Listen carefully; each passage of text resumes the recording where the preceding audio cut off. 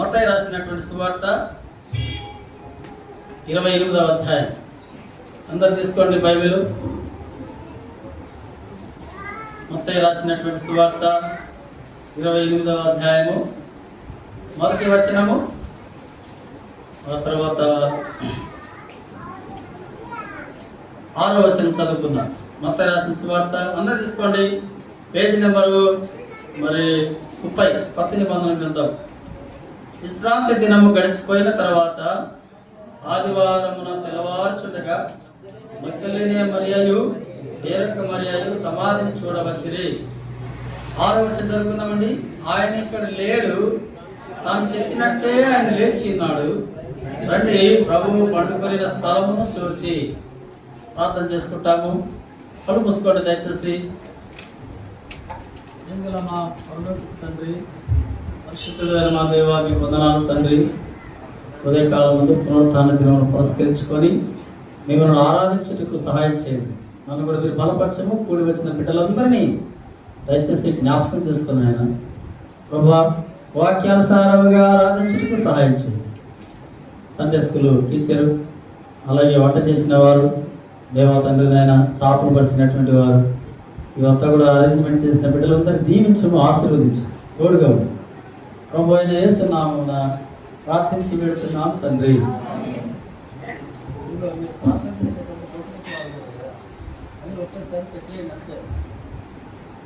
మాట్లాడేది సౌండ్ లేకుండా తెలియజేస్తుంది, ఏం చేయకండి. దేవుని వాక్యములో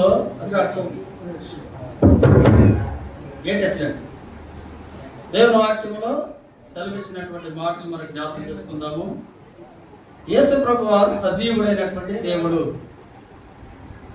ప్రభువైన యేసుక్రీస్తు వారు ఎవరంటే సజీవుడైనటువంటి దేవుడు, మృతుడై మరలా బ్రతికినటువంటి వాడు. యేసు ప్రభు వారు చెప్పినటువంటి మాటలు మనము ఈరోజు కొన్ని మాటలు జ్ఞాపకం చేసుకొని ఆరాధనలోనికి ప్రవేశిస్తాము. చూడండి, తాను చెప్పినట్టే ఆయన లేచి ఉన్నాడు. పరిశుద్ధ లేఖనాల్లో యేసు ప్రభు వారు మన పాపముల నిమిత్తము చనిపోవుట, లేచుట, ఆ మాట ఎక్కడ ఉందండి? చూడండి, కొరింథీయులకు రాసినటువంటి మొదటి పత్రిక 15వ అధ్యాయం. కొరింథీయులకు రాసినటువంటి మొదటి పత్రిక 15వ అధ్యాయము. దయచేసి అందరూ తీసుకోండి బైబిల్ గ్రంథాన్ని. మనం అందరం కలిసి 4వ వచనం 5వ వచనం చదువుకుందాం.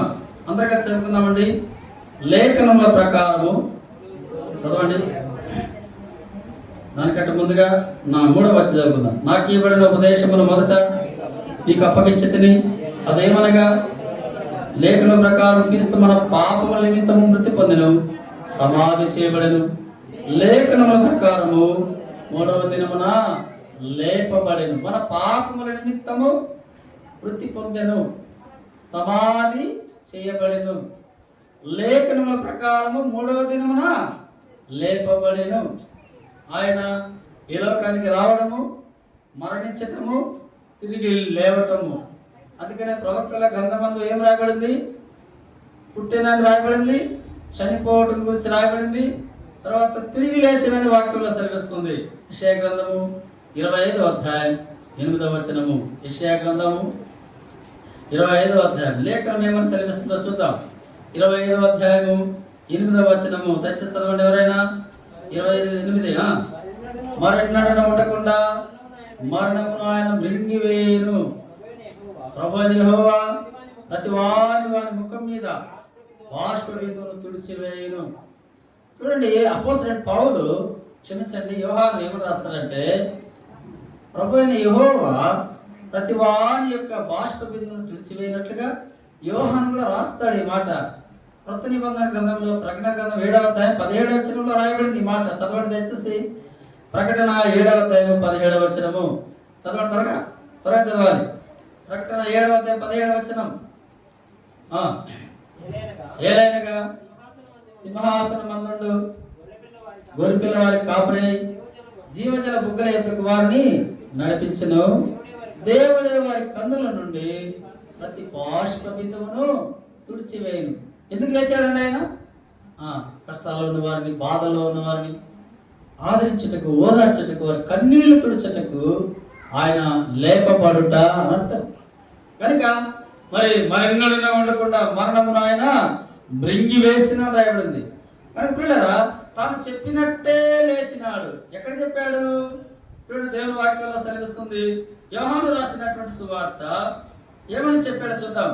10వ అధ్యాయం యోహాను రాసినటువంటి సువార్త, యోహాను రాసిన సువార్త 10వ అధ్యాయం. అందరూ తీసుకోవాలి బైబిల్, అందరూ కూడా తీసుకోవాలి. యోహాను రాసినటువంటి సువార్త 10వ అధ్యాయము 17వ వచనము 18వ వచనాన్ని చదవండి దయచేసి. 17, 18. నేను దాన్ని మరలా తీసుకున్నట్లు నా ప్రాణం పెట్టుచున్నాను, ఇందువలననే నా తండ్రి నన్ను ప్రేమించుచున్నాడు, ఎవడును నా ప్రాణము తీసుకొనడు. ఒకసారి గమనించండి మాట, ఎవడును నా ప్రాణమును తీసుకొనడు. నా అంతట నేనే దానిని పెట్టుచున్నాను, దాన్ని పెట్టుటకు నాకు అధికారం కలదు, దాన్ని తిరిగి తీసుకున్నటకు నాకు అధికారం కలదు. నా తండ్రి వలన ఈ ఆజ్ఞను పొందుతున్నా నేను. చెప్పండి ఏంటంట? నా ప్రాణము దాన్ని పెట్టుటకు నాకు అధికారం కలదు, తర్వాత తిరిగి తీసుకోవడం కూడా నాకు అధికారం కలదని తండ్రి వలన ఆజ్ఞను పొందినటువంటి ప్రభువైన యేసుక్రీస్తు వారు. అంటే ఇప్పుడు ఆయన ఏమైనాడు చెప్పాలా? ఏమైనాడు? సజీవుడై తిరిగి లేచాడు. అమ్మా చూడండి అక్కలా, ఆయన సజీవుడై తిరిగి లేచాడు. ప్రాణం పెట్టుటకు నాకు అధికారం కలదు, ప్రాణం తిరిగి తీసుకున్నట్టు కూడా నాకు అధికారం కలదని ప్రభువైన యేసుక్రీస్తు వారు ముందుగానే చెప్పి ఉన్నాడు. అందుకొరకే పరిసయ్యులు ప్రధాన యాజకులు ఏం చేశారో తెలుసా? అక్క నక్కలు చూడండి, అక్క నా వైపు చూడండి. పరిసయ్యులను ప్రధాన యాజకులను ఏం చేశారంటే, అయ్యా పిలాతుతో మాట్లాడుతున్నారు. ఏమని? అయ్యా ఆ వంచకుడు సజీవుడిగా ఉన్నప్పుడు నేను మరలా లేస్తానని చెప్పాడయ్యా అని ఆ మాట గుర్తు చేస్తాం. చూడండి దయచేసి మత్తయి రాసినటువంటి సువార్త, అందరూ తీసుకోవాలి. మత్తయి రాసినటువంటి సువార్త 27వ అధ్యాయం, 27వ అధ్యాయము దయచేసి 62వ వచనము మరి 63వ వచనం చదువుకుందాం. 62, 63వ వచనం. మరునాడు ఆయన అనగా సిద్ధపరిచే దినమునకు మరుసటి దినమున ప్రధాన యాజకులను పరిసయ్యులను పిలాతునకు వచ్చి, అయ్యా ఆ వంచకుడు సజీవుడై ఉండినప్పుడు 3 దినముల తర్వాత నేను లేచేదని చెప్పినది మాకు జ్ఞాపకం ఉన్నది. ఏమంటున్నారంట? చనిపోయిన తర్వాత యేసుప్రభువు వారు సమాధి చేసే ముందు వెళ్ళి ఏమంటున్నారు? అయ్యా ఆ వంచకుడు నేను మరలా 3 దినముల తర్వాత లేస్తానని మాకు చెప్పిన మాట జ్ఞాపకం ఉందయ్యా అని చెప్పిన. అట్లయితే ఒక పని చేయండి. ఏం చేస్తారంటే చూడండి, చదవండి దయచేసి 64వ వచనం చదువుకుందామండి. కాబట్టి 3వ దినం వరకు సమాధిని భద్రము చేయగానే ఆజ్ఞాపించము. ఎందుకంటే వాని శిష్యులు వచ్చి ఎత్తుకొని పోయేసి సమాధిలో, లేకపోతే ఆ శవాన్ని తీసుకొని పోయేసి ఎక్కడైనా దాచిపెట్టేసి ఆయన లేచి ఉన్నాడని చెప్పేసి అబద్ధాలు ఆడతారేమని చెప్పి ఏం చేస్తారు? సమాధిని భద్రపరిచినారు. అంతేకాదు ఆ సమాధికి ముద్ర వేశారు. రోమా సైనికులు దాన్ని కాపలా కాస్తా ఉన్నారు. దయచేసి మనం చదువుకున్నాం ఆ మాటలు చూడండి దయచేసి 65వ వచనము. అందుకు పిలాతు, కావిలి వారు ఉన్నారు కదా, మీరు వెళ్ళి మీ చేతనైనంత మట్టుకు సమాధిని భద్రం చేయడని వారితో చెప్పాను. వారు వెళ్ళి కావిలి వారిని కూడా ఉంచుకొని రాతికి ముద్ర వేసి సమాధిని చెప్పండి భద్రపరిచినారు. ఏం చేసినారన్నా? సమాధిని భద్రపరిచినారు. మీరందరూ కలిసి నా వెనకాల ఒక వాక్యం పలకాలి. అందరూ పలకాలి. గోధుమ గింజ పలకాలి. గోధుమ గింజ భూమిలో పడి చావకుండిన ఎడల అది ఎలాగో మొలచును? అవునా కదా? చెప్పండి. గోధుమ గింజ భూమిలో పడి ఏం కావాలి? అది చావాలా? చనిపోయిన తర్వాత ఏమైతుంది? మరలా గట్టి చెప్పండి, ఏమైతుంది? మొలుస్తారు కదా. యేసు ప్రభు కూడా అంతే. ఆయన గోధుమ గింజే అది భూమిలో పడి ఏమైంది చెప్పండి? మరలా వెంటనే మొలిచింది. కనుక ప్రభువైన యేసుక్రీస్తు వారు ముందుగానే చెప్పిన రీతిగా, తాను చెప్పిన రీతిగానే ఏం చేశాడు? తిరిగి లేచినాడు. తిరిగి లేచుట అంటే మన పాపముల నిమిత్తమై లేఖనముల ప్రకారం మరణించి చనిపోయి లేఖనాల ప్రకారం 3వ దినమున తిరిగి లేచినని లేఖనము సెలవిస్తుంది. ఇది మొదటి సంగతి. రెండో సంగతిలోకి మనం వెళ్దాం. దయచేసి చూడండి, దేవుని వాక్యంలో నుండి చదువుకుందాం రండి. మరి ప్రకటన గ్రంథము 2వ అధ్యాయం 7వ వచనము. ప్రకటన 2:7 దయచేసి చదవండి. ప్రకటన 2:7 ఆత్మ సంగములతో చెప్పుచున్న మాట వినును గాక. క్షమించండి, 8వ స్ఫురణలో ఉన్న సంఘం దూతకు ఇలా వ్రాయము, మొదటి వాడును కడపటి వాడునై ఉండి మృతుడై మరలా చెప్పు సంగతులు ఏమనగా మరలా బ్రతికి మరలా లేచి చెప్పినటువంటి వాడు. చెప్పు సంగతులు ఏమనగా చూడండి, మృతుడై మరలా బ్రతికిన వాడు. ఈయన మృతుడైనటువంటి వాడు మరలా ఏమైనాడండి? బ్రతికినటువంటి వాడు. యేసు ప్రభువు చనిపోయేవాడు కాడు. ఆయన మరణిస్తే ప్రపంచంలోని గాలి, ఎండ, వర్షము, ప్రకృతిలో చలి, అలాగే మరి మంచి ఇవన్నీ ఎలాగొస్తాయి? మానవునికి పంట, మానవునికి నీరు, మానవునికి కావలసినటువంటి భవిష్యత్తు ఎవరిస్తారు? కనుక ఆయన మరణిస్తే ఎంతో ప్రమాదం ఉంది. ఆయన తిరిగి లేచుటయే మనకు ఆశీర్వాదం. అర్థమవుతుందండి? కాబట్టి రోమపత్రిక 4:25 ఏమంటాడు? చూడండి, చదవండి. రోమపత్రిక 4:25 ఆయన నీతిమంతులుగా మనల్ని చేయడానికి తిరిగి లేచిన వాక్యం చదవండి అన్నమాట. రోమి రాసిన పత్రిక 4:25 మన అపరాధం నిమిత్తమై అప్పగింపబడి మనం నీతిమంతులుగా తీర్చబడుటకై లేపబడెను. మన అపరాధం నిమిత్తమై అప్పగించబడ్డాడు. మనం నీతిమంతులుగా తీర్చబడుటకు ఏమైనాడంట? చెప్పండి, ఏమైనాడు? లేపబడ్డాడు. ఒకవేళ ఆయన లేకపోతే మనం నీతిమంతులుగా తీర్చబడలేము. అవునా కాదు? ఇంకో మాట చదువుకొని ఆరాధనలో మనం ప్రవేశిస్తాం. చూడండి, దేవుని వాక్యములో మరొక మాట మనం చూస్తామంటే దయచేసి కొరింథీయులకు రాసినటువంటి మొదటి పత్రిక 15వ అధ్యాయం అందరూ తీసుకోండి. కొరింథీయులకు రాసినటువంటి మొదటి పత్రిక 15వ అధ్యాయము 54 మరి 55 చదువుదాం. 54, 55 చదవండి. ఈ క్షయమైనది అక్షయతను ధరించుకున్నప్పుడు, ఈ మక్తమైనది అమర్తతను ధరించుకున్నప్పుడు విజయమందు మరణము మృంగివేయబడినని వ్రాయబడిన వాక్యం నెరవేరును. ఓ మరణమా, నీ విజయం ఎక్కడా? ఓ మరణమా, నీ ముల్లెక్కడా? మరణపు ముళ్ళు పాపము, పాపముకున్న ఫలం ధర్మశాస్త్రమే. మానవుడు పాపి, మానవుడు దేవుని దృష్టిలో అపరాధి, మానవుడు దేవుని దృష్టిలో అవిధేయుడు. ధర్మశాస్త్రం ఏం చెప్పింది? ఈ పండు తినట వలన నిశ్చయంగా చచ్చేదమని నరునికి ఆజ్ఞాపించను అని రాయబడింది. కనుక పాపముకున్నటువంటి ఫలం ఏంటండి? చెప్పండి, ధర్మశాస్త్రము. కాబట్టి ప్రభువైన యేసుక్రీస్తు వారు ఈ లోకానికి వచ్చి ఆయన 33.5 సంవత్సరములు జీవించి మన అపరాధముల నిమిత్తమే మరణించి మనం జీవించినట్లుగా తిరిగి లేచాడు. ఏంటి దానికి ఆధారం ఏంటి? వాక్య భావం ఏమి తెలియజేస్తుంది? ఎఫెసీ పత్రిక 2వ అధ్యాయం 1వ వచనం చదవండి. ఎఫెసీ రాసిన పత్రిక 2వ అధ్యాయం 1వ వచనము. మీ అపరాధముల చేతను పాపముల చేతను మీరు కూడా చచ్చిన వారైండగా ఆయన మిమ్మల్ని క్రీస్తుతో కూడా బ్రతికించెను. ఎంత మంచి మాట అండి! యేసయ్య మనల్ని కూడా బ్రతికించినాడు. ఆయన బ్రతికిందే గాక చెప్పండి, మనల్ని కూడా బ్రతికించాడు. ఇక్కడ ఎంతమంది బ్రతికినటువంటి వారు ఉన్నారు చెప్తారా? ఎవరైనా మాట్లాడతారా? ఓసారి ఒక సందర్భంలో యేసు ప్రభువు ఏం చేశాడంటే లాజరు ఉన్న సమాధి దగ్గరికి పోయినాడు. ఎక్కడ పోయినాడండి? లాజరు ఉన్న సమాధి దగ్గరికి పోతే అక్కడ యేసు ప్రభువు వారు మరి అమ్మా, నీవు నమ్మిన ఎడల దేవుని మహిమ చూస్తూ అని చెప్పి మరియతో మార్తతో మాట్లాడుతున్నాడు. అప్పుడు మరియ ఏమని చెప్పండి? పునరుత్థానమందు నా తమ్ముడు ఏమవుతాడు? బ్రతుకుతాడు, చూస్తాడు అన్నప్పుడు పునరుత్థానంలో జీవమును నేనే. చదవండి అన్నమాట. యోహాను సువార్త 11వ అధ్యాయం 8వ వచనం. యోహాను రాసినటువంటి సువార్త 11వ అధ్యాయం 8వ వచనం. త్వరగా తీసుకోవాలి, త్వరగా చదవాలి. 11వ అధ్యాయము 25, 26 వచనాలు. ముందు 24 చదవండి. 24వ వచనము. మార్త ఆయనతో అంత్యదినమున పునరుత్థానమందు లేచినని ఎరుగుదనను. అందుకు యేసు, పునరుత్థానమును జీవమును నేనే.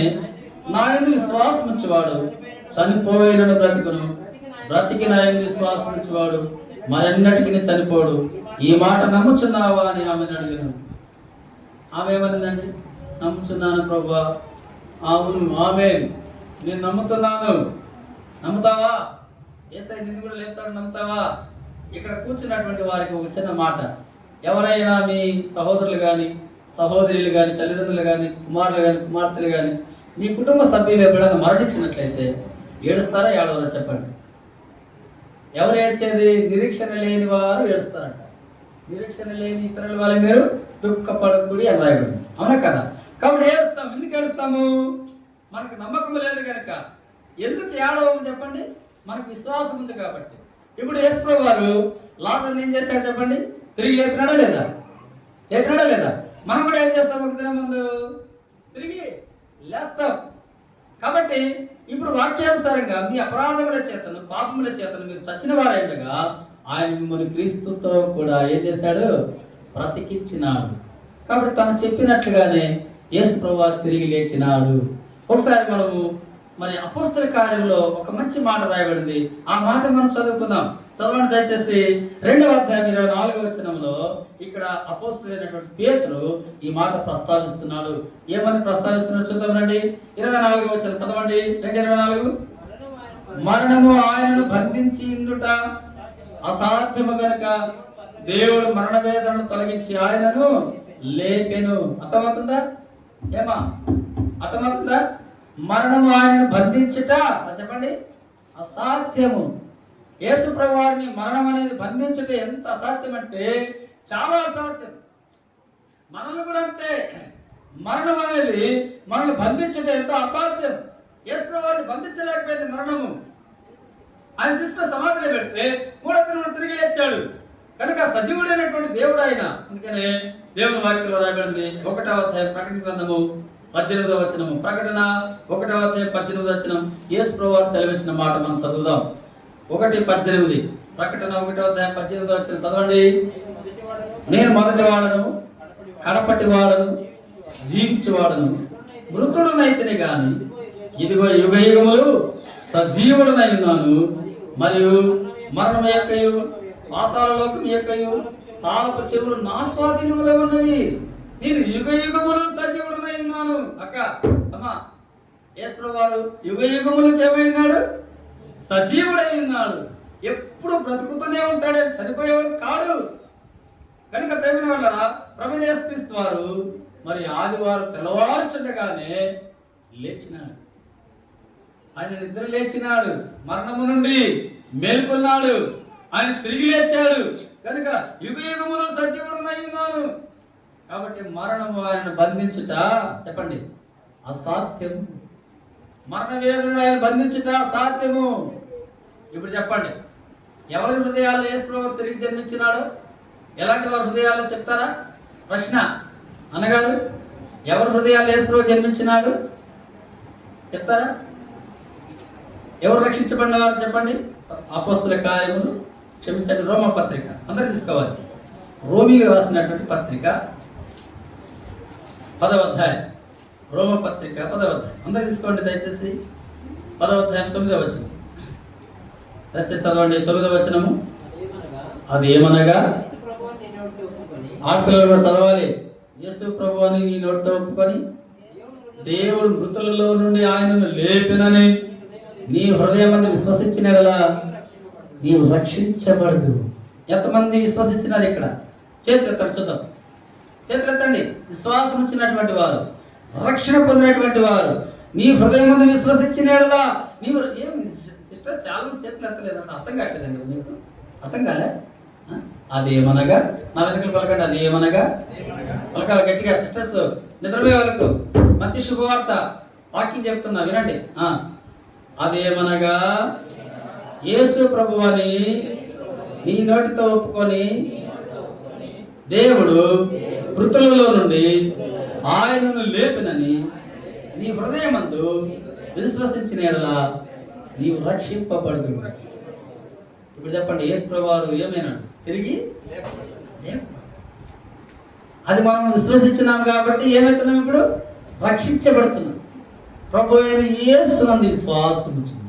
అప్పుడు నీవు నుండి ఇంటి వారు ఏమవుతారు? రక్షణ పొందుతారు. రక్షణ పొందిన వారిలో ప్రభు యేసుక్రీస్తు వారు తిరిగి లేచాడు. అది సంగతి. ఒకప్పుడు మనం ఎవరంట? మన అపరాధముల చేతను, పాపముల చేతను ఏమైనాము? అన్న రమేష్ ఏమైనాము? నాకేం తెలుసు, నువ్వే చెప్పుకుంటావా? కట్లమో వేసావా? వేసావా? సంతోషం. చూడండి, మీ అపరాధముల చేతను పాపముల చేతను మీరు చచ్చిన వారై ఉండగా ఆయన మిమ్మల్ని క్రీస్తుతో కూడా ఏం చేశాడు? బ్రతికించాడు. ఇప్పుడు యేసు ప్రభుతో పాటు మనం కూడా బ్రతికాం, లేపబడ్డాం. అది సంగతి. మరొక వాక్యాన్ని ఒకసారి చూద్దాం. చూడండి, ఎఫెసీ పత్రికలో చాలా మంచి మాట, మృదువైనటువంటి మాట. యేసు రాసినటువంటి పత్రిక 2వ అధ్యాయం 4-5 వచనాలు దయచేసి కలిసి ఉన్నాయి. చాలా చక్కగా చదవండి దయచేసి. 4-5 వచనాలు. ఆయనను దేవుడు కరుణా సంపన్నుడై ఉండి మనము మన అపరాధముల చేత చచ్చిన వారమై ఉండినప్పుడు సైతము మన ఎడల చూపిన తన మహా ప్రేమ చేత మనల్ని క్రీస్తుతో కూడా బ్రతికించను.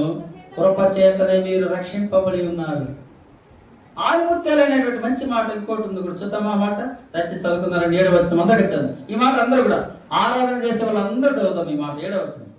ఈ క్రీస్తు చేసినంత మనల్ని ఆయనతో కూడా లేదు, పరలోక ముందు ఆయనతో కూడా కూర్చుండబెట్టింది. ఎట్లట? ఏం చేశారట? క్రీస్తు చేసినందు మనల్ని ఆయనతో కూడా ఏం చేశారట? లేపిన తర్వాత పరలోక ముందు ఆయనతో కూడా మనల్ని ఏం చేశారంట? కూర్చుండబెట్టారు. ఇలాంటి వారు ప్రభుని ఆరాధించాలి. ప్రభువా, నా కొడుకు లేచేవా, నా కొడుకు సమాధిలో నుండి బయటకు వచ్చేవా. ఇక అనేకమైనటువంటి వచనాలు బైబిల్లో ఉన్నాయండి. ఆయన మనకు వరములు ఇచ్చుటకు లేపబడ్డాడు, నిరీక్షణ ఇచ్చుటకు లేపబడ్డాడు, విశ్వాసం అనుగ్రహించుటకు లేపబడ్డాడు, దేవుని రాజ్యం అనుగ్రహించుటకు ఆయన లేపబడ్డాడు. యోహాను సువార్తలో చివరి సువార్త అంటే ఆయన సువార్త ప్రకటిస్తున్నటువంటి మాటలలో 14వ అధ్యాయం 1వ వచనం నుండి సువార్త ప్రకటిస్తాడు. ఆయన ఏమని? నీ హృదయంలో కలవరపడనీకుడి, దేవుని యందు విశ్వాసం ఉంచుడి, నా యందు విశ్వాసం ఉంచుడి, నా తండ్రి అనేక నివాసములు కలవు, లేని కదా మీతో చెప్పను. నేను వెళ్ళి ఎప్పుడు వెళ్తావా? నువ్వు ఇక్కడ చనిపోవాలి కదా. అంటే నేను వెళ్ళి అంటే అర్థం ఏంటన్నా? విశ్వాసంతో కూడిన మాటే కదా అది. నేను వెళ్ళి నీకు స్థలం సిద్ధపరిచి నేనున్న స్థలంలో మీరు ఉండేలాగా నేను మరలా వస్తా, చేస్తా, మిమ్మల్ని తీసుకెళ్ళిపో. 2వ రాక యేసు ప్రభువు మరలా వస్తాడు. చూడండి, ఆయన చనిపోయి సమాధి చేయబడి తిరిగి లేచిన తర్వాత ఏం జరిగింది? ఒక మాట చదువుకొని ఆరాధనలో ప్రవేశిస్తాం. అపోస్తల కార్యములు 1వ అధ్యాయం అందరూ తీసుకోండి. అపోస్తల కార్యములు 1వ అధ్యాయం. అపోస్తల కార్యములు 1వ అధ్యాయం. దయచేసి ఈ మాటను మనం చదువుకుందాం. మరి 9వ వచనము 10వ వచనం చదువుకుందామండి. 9, 10 వచనాలు, అలాగే 11 కూడా. ఒక వచనము బాగా చదవండి, ఒక వచనం గాలి చదువుతారు, మిగతా వచనం అందరూ కలిసి చదువుతారు. చదవండి. ఈ మాటలే చెప్పి వారు చూచుండగా ఆయన ఆవరణమాయను, అప్పుడు వారి కన్నులకు కనబడకుండా ఒక మేఘం ఆయనను కొనిపోయాను. 10వ వచనం ఆడపిల్లలు చదవండి. ఆయన వెలుచుండగా వారు ఆకాశం వైపు తేరి చూచుండరి, ఇదిగో తెల్లని వస్త్రములు ధరించుకొని 2 మనుషులు వారి యొద్ద నిలిచిరి. అందరూ కలిసి, గలిలయ మనుషులారా, మీరు ఎందుకు నిలిచి ఆకాశం వైపు చూస్తున్నారు? మీ ఇద్దరిని పరమునకు చేర్చుకొనబడిన ఈ యేసే ఏ రీతిగా పరలోకమునకు వెళ్ళటం మీరు చూచిద్రో ఆ రీతిగానే తిరిగి ఆయన వచ్చిన వారితో చెప్పింది. ఇంత గొప్ప దేవుడు కదా. ఏ రీతిగా వెళ్తున్నాడా? మరలా అదే రీతిగా వస్తాడంట. ఎందుకు వస్తాడంట? మనల్ని తీసుకెళ్తాడు. ప్రేమైన వాళ్ళరా, మనం ఆరాధన ఎట్లా చేయాలంటే, ప్రభువా, అపరాధముల చేతను పాపముల చేతను చచ్చిపోయిన సహితము నన్ను మీరు జ్ఞాపకం చేసుకొని క్రీస్తుతో కూడా బ్రతికించిన వందను బట్టి నీకు వందనాలు. అలాగనే నేను పాపంలో చనిపోయినప్పుడు మీరు నా పాపల నిమిత్తమై లేఖనాల ప్రకారంగా చనిపోయినారు, 3వ దినమున లేపడ్డారు, నన్ను నీతిమంతురాలుగా తీర్చి దిద్దినందుకు నీకు వందనాలు. అలాగే మరలా నువ్వు వచ్చినప్పుడు నన్ను నీతో కూడా తీసుకెళ్లి దేవుని రాజ్యంలో నీ కుడిపార్శ్వంలో కూర్చొని నేను ఇచ్చేదాన్ని ధన్యత నాకు ఇచ్చినందుకై నీకు వందనాలు అని చెప్పి ప్రభువును మనం ఆరాధన చేస్తాం, ప్రభువును స్తుతిస్తాం. ఈ కొన్ని మాటలు దేవుడు తన యొక్క వాగ్దాన ప్రకారంగా, తన యొక్క మరి వాక్యరూపకంగా ప్రభువు మీ వినికిడిలో వీటిని దీవించునుగా. ఒకసారి లేచి నిలబడండి, ఒక పాట పాడుకుంటాం. పాట పాడుతుండగా సండే క్లాస్ పిల్లలు సండే స్కూల్కి వెళ్ళిపోతారు. ఆ తర్వాత మరి రండి పీటర్ అన్న, తర్వాత మరి సామేలు, అలాగే ఎఫ్రైట్. ఒకటి హిందీ పాట ఉంది, ఆ పాట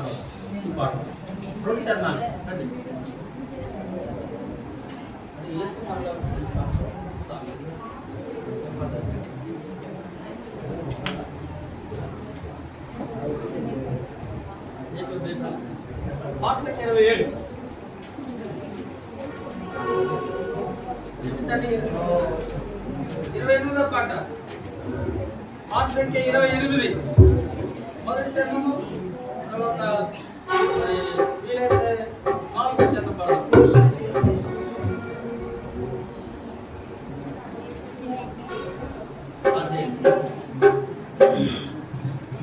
यीशु फिर से आ रहा है,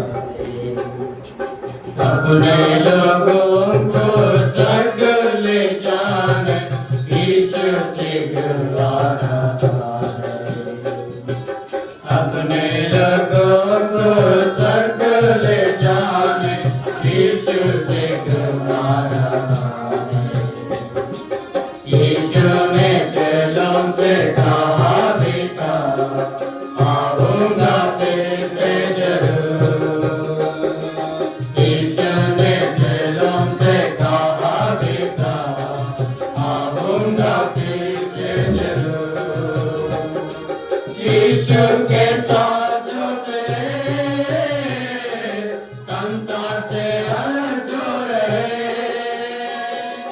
यीशु के साथ जो चले, संसार से अलग जो रहे। जागो जो जीते विश्वास जो रहते, उनको लेने आएंगे। जागो जो जीते विश्वास जो रहते, उनको लेने आएंगे। यीशु फिर से आ रहा है, अपने लोगों को स्वर्ग ले जाने यीशु शीघ्र आ रहा है, अपने लोगों को स्वर्ग ले जाने यीशु शीघ्र आ रहा है। मेरे लिए जगह तैयार करके आएगा एक दिन जरूर। मेरे लिए जगह तैयार करके आएगा एक दिन जरूर। प्रिय यीशु तेरे मिलने को तैयार हम होते हुए, प्रिय यीशु तेरे मिलने को तैयार हम होते हुए। आओ हम मिलकर आत्मा से भरकर एकता से सेवा करें। आओ हम मिलकर आत्मा से भरकर एकता से सेवा करें। यीशु फिर से आ रहा है, अपने लोगों को स्वर्ग ले जाने यीशु शीघ्र आ रहा है, अपने लोगों को स्वर्ग ले जाने यीशु शीघ्र आ रहा है। बादल की तैयारी करके यीशु आएगा जरूर। बादल की सवारी करके यीशु आएगा जरूर। प्यारे प्रभु यीशु को महिमा में आते हुए, प्यारे प्रभु यीशु को महिमा में आते हुए, हम सब देखेंगे बादल जाएंगे प्रभु के साथ आएंगे।